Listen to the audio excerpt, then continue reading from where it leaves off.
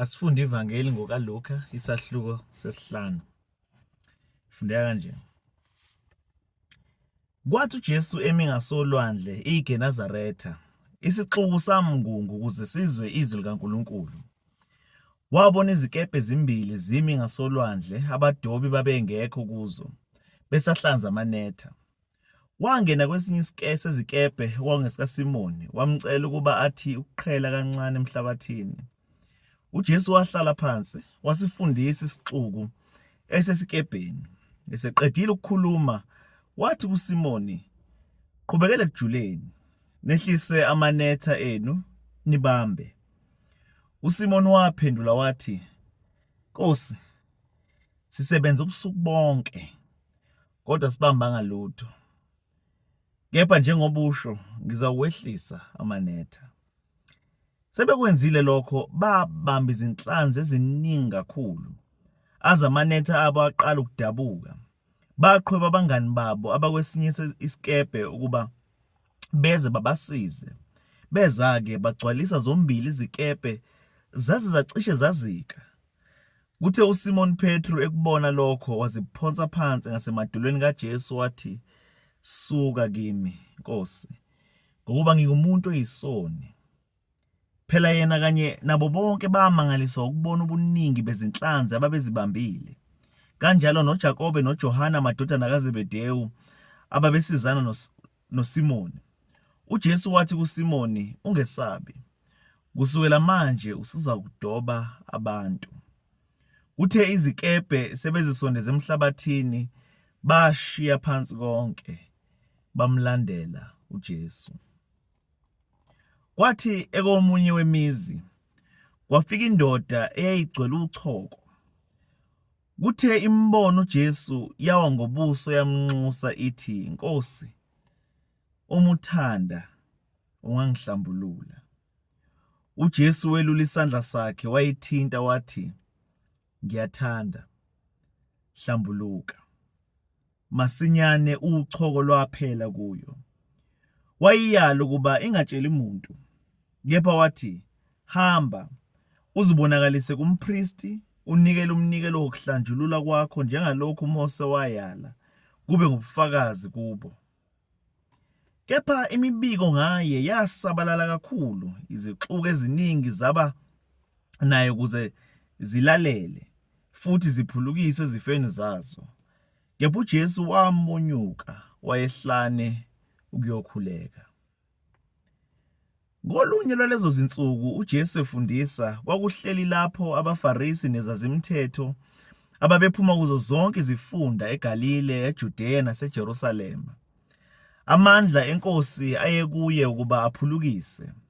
Kwafika amadoda ethwele ngohlaka umuntu ofe uhlangothi, ayefuna ukungena naye endlini ambeke phambi kaJesu. Kepha lapho engayitholi indlela yokumngenisa ngenxa yesixuku, agibele ophahlweni lendlu, aliqaqa, amehlisela phansi ngohlaka phambi kaJesu. UJesu ekubona ukukholwa kwawo, wathi, "Mngani, uthethelelwe izono zakho." Izazimthetho nabaFarisi baqala ukuphikisana bethi, "Ngubani lo muntu ohlambalazayo na? Ngubani ongathethelela izono ngaphandle kaNkulunkulu kuphela na?" Kepha uJesu yazi imidlinzo yabo, waphendula wathi kubo, "Nidlinzelana ezinhlizweni zenu na? Yikuphi okulula ukusho, ukuthi uthethelele izono zakho, noma kungukuthi vuka uhambe na?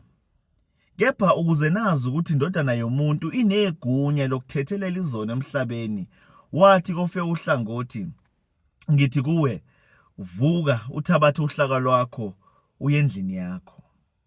Wasukuma masinyane bebuka, wathatha uhlaka elele kulo, wahamba waya endlini yakhe emdumisa uNkulunkulu. Bonke bathuthumela base bemdumisa uNkulunkulu futhi begcwele ukwesaba, bathi, "Sibona izinto ezimangalisayo namuhla."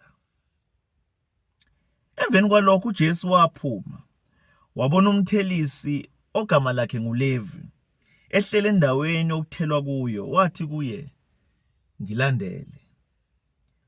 Wakushiya konke, wasukuma wamlandela. uLevu wamenzela uJesu idili elikhulu endlini yakhe.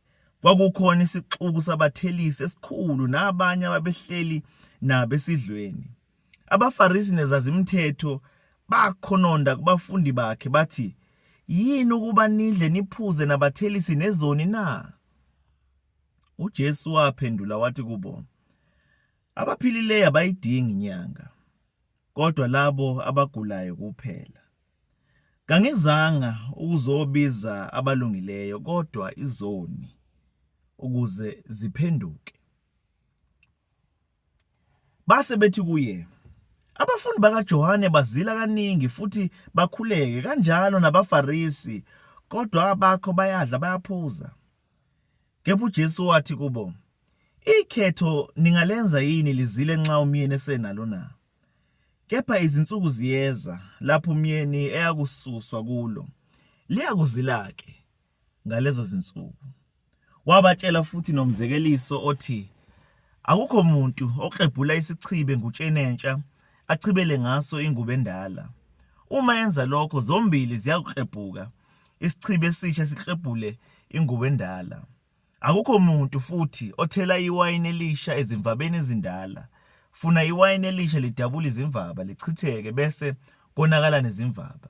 Kepha iwayini elisha lithelwe ezimvabeni ezintsha. Akukho muntu othi esephuze iwayini elidala abuye afune elisha, ngokuba uthi elidala limnandi."